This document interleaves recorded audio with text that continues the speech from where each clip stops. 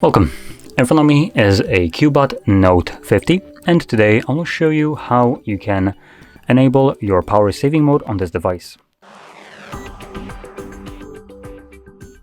So to get started, we're going to pull down our notifications by swiping down from the top of our screen, and then you want to swipe down once again to extend the list of visible toggles. Now on one of the pages you should have a power saving mode. If it's not visible on the first page, you can swipe to the left and this will show you additional pages. Now for me, this is located on the last page right over here, and it is enabled right now as my battery is at 19%, so not doing too well. But obviously you would find it in this kind of state, and all you need to do is just tap on it to toggle it on.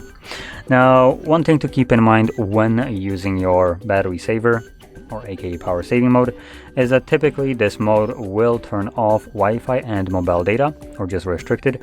So if you're experiencing a delay in notification delivery or just not getting them at all, then this is most likely caused by the power saving mode.